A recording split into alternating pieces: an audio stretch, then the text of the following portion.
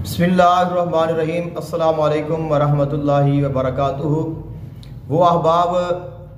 जो अपनी बेटी या अपनी बहन या किसी भी बेटी का निकाह करना चाह रहे हैं, और जब भी हम किसी भी बेटी का निकाह करते हैं तो उसके लिए हमारी सबसे बड़ी जो ख्वाहिश होती है वो ये होती है कि अपने घर में जाए तो सुकून से रहे, कोई दुख ना आए, कोई मुसीबत ना आए, कोई परेशानी ना आए, और वो अपने घर में आबाद रहे। तो इसी मकसद के लिए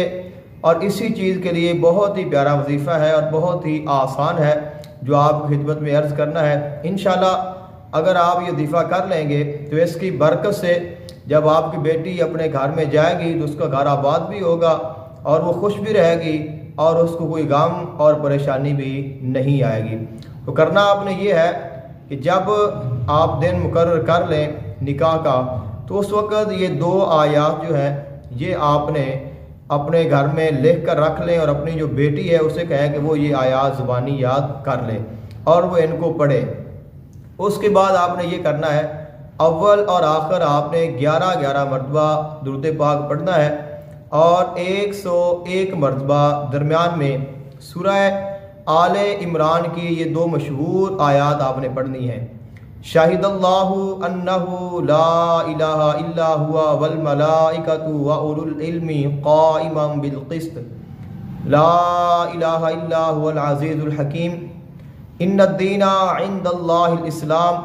व मख्तलफ़ल्लज़ीना ऊतुल किताबा इल्ला मिन बअदि मा जाअहुमुल इल्मु बग़यम बैनहुम व मन यकफ़ुर बिआयातिल्लाहि फ़इन्नल्लाहा सरीउल हिसाब। इन दोनों आयात को आपने 101 मरतबा पढ़ना है और उसके बाद आपने फिर 11 मरतबा दुरूद पाक पढ़ देना है और वो पानी आपने दम करके अपने पास रख लेना है। जिस वक्त आप अपनी बेटी को रुखसत करने लगें तो आपने उस पानी के चंद जो कतरे हैं वो अपनी बेटी के ऊपर आपने फेंक देने हैं, छिड़काव कर देना है। उसके कपड़ों के ऊपर बहुत थोड़ा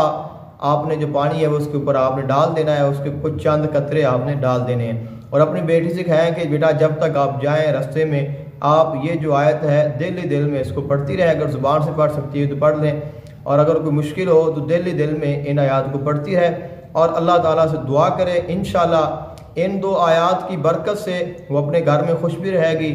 आबाद भी रहेगी, कोई गम भी नहीं आएगा, कोई परेशानी भी नहीं आएगी और वो अपने घर में हमेशा हमेशा के लिए खुश और खुर्रम रहेगी।